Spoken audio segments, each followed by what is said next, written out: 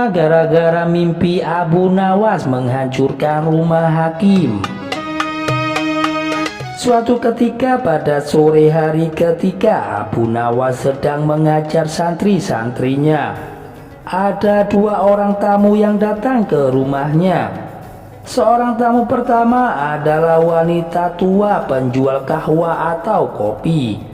Sedang yang satunya lagi adalah pemuda yang berkebangsaan Mesir.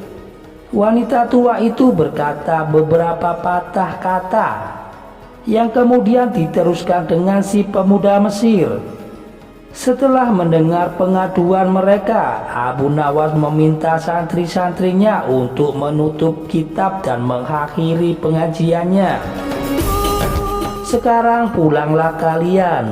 Ajaklah teman-teman kalian datang kepadaku pada malam hari ini sambil membawa cangkul, penggali, kapak, martil dan juga serta batu. Sontak saja para santri Abu Nawas merasa heran. Namun mereka begitu patuh dan taat melaksanakan perintah Abu Nawas. Mereka merasa yakin gurunya berada di pihak yang benar. Malam hari pun tiba. Para santri datang ke rumah Abu Nawas dengan membawa peralatan yang diminta. Abu Nawas berkata penuh provokasi, "Hai kalian semuanya, pergilah malam hari ini untuk merusak rumah Tuan Qadhi atau hakim yang baru jadi tadi." "Apa? Merusak rumah Tuan Hakim?" ujar semua santri merasa keheranan. "Kenapa kalian jadi ragu? Laksanakan saja perintah gurumu ini," tegas Abu Nawas menghapus keraguan dari para santrinya. "Barang siapa yang mencegahmu, janganlah kamu pedulikan. Teruskan hancurkan saja rumah Tuan Qadhi yang baru. Siapapun yang bertanya, katakan saja aku yang menyuruh merusak. Dan barang siapa yang hendak melempar kalian, maka pukullah mereka dan lemparilah mereka dengan batu," ucap jari Abu Nawas yang berapi-api. Setelah berkata demikian, para santri bergerak ke arah rumah Tuan Hakim atau Tuan Qadhi. Melaksanakan demonstrasi, mereka berteriak-teriak sembari menghancurkan rumah Tuan Qadhi.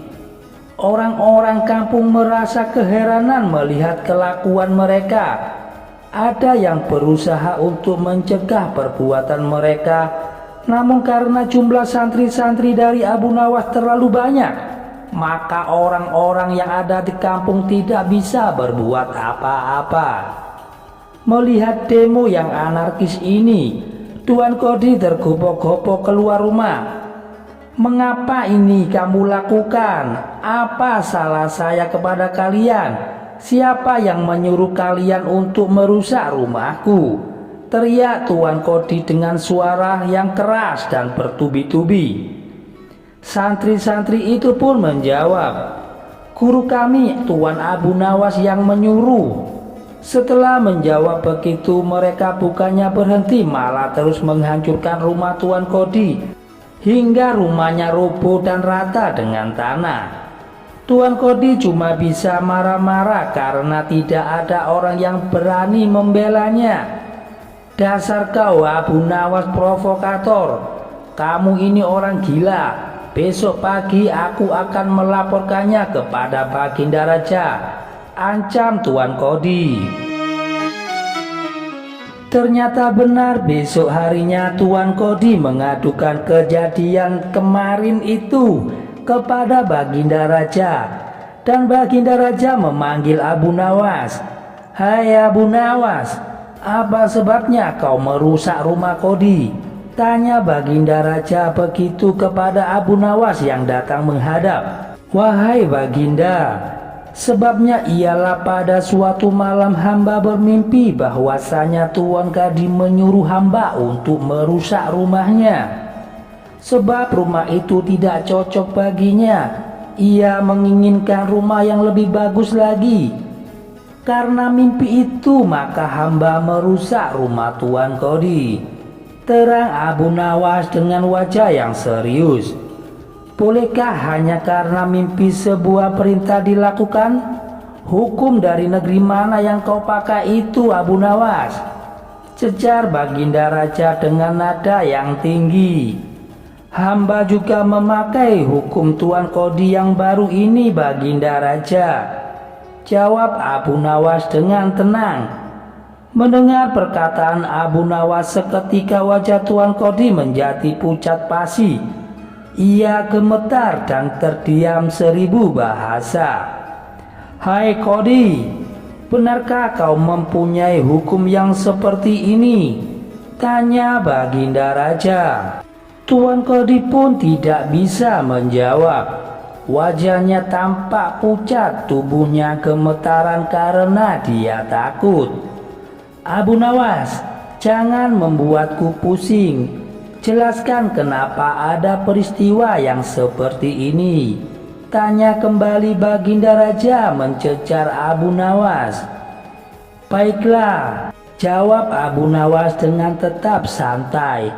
Baginda, beberapa hari yang lalu ada seorang pemuda Mesir datang ke negeri Baghdad ini untuk berdagang, sambil membawa harta yang banyak sekali. Ucap Abu Nawas mulai menjelaskan sebab musababnya.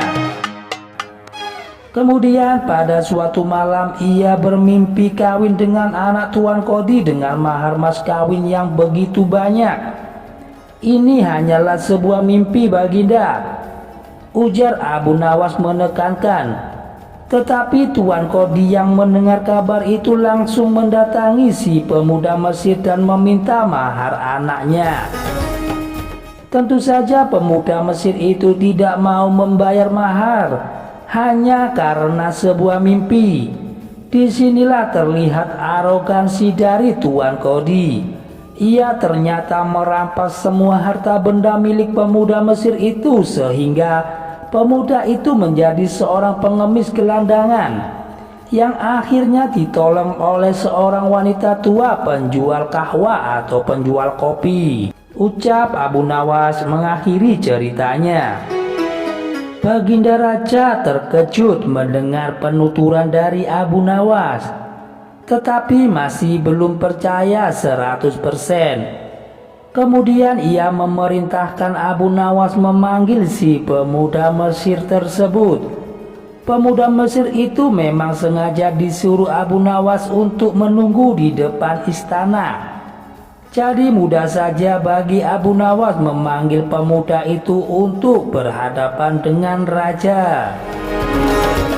Kemudian Baginda Raja meminta pemuda Mesir tersebut untuk menceritakan ihwal dirinya sejak datang ke Baghdad. Cerita pemuda Mesir itu sama dengan cerita dari Abu Nawas. Tidak ada perbedaan sedikit pun. Bahkan pemuda itu juga membawa saksi, yaitu Pak Tua pemilik tempat dia menginap. Kurang ajar, ternyata aku telah mengangkat seorang Kodi yang bejat moralnya, ucap Baginda Raja sangat murka. Kodi yang baru itu akhirnya dipecat saat itu juga, dan seluruh harta bendanya dirampas dan diberikan kepada si pemuda Mesir.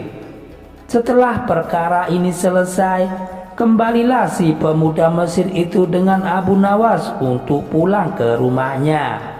Pemuda Mesir tersebut hendak membalas kebaikan dari Abu Nawas. Maka Abu Nawas berkata, "Janganlah engkau memberiku barang sesuatu pun kepadaku. Aku tidak akan menerimanya sedikit pun juga." Pemuda Mesir itu betul-betul mengagumi kepribadian dari Abu Nawas. Ketika ia kembali ke negeri Mesir, ia menceritakan tentang kehebatan dari Abu Nawas kepada semua penduduk Mesir, sehingga nama Abu Nawas menjadi sangat terkenal di Mesir. Demikian cerita dari Abu Nawas ini bisa saya sajikan. Jangan lupa untuk dukung channel kami agar berkembang ke depannya. dengan cara menekan tombol like dan subscribe. Wassalamualaikum warahmatullahi wabarakatuh.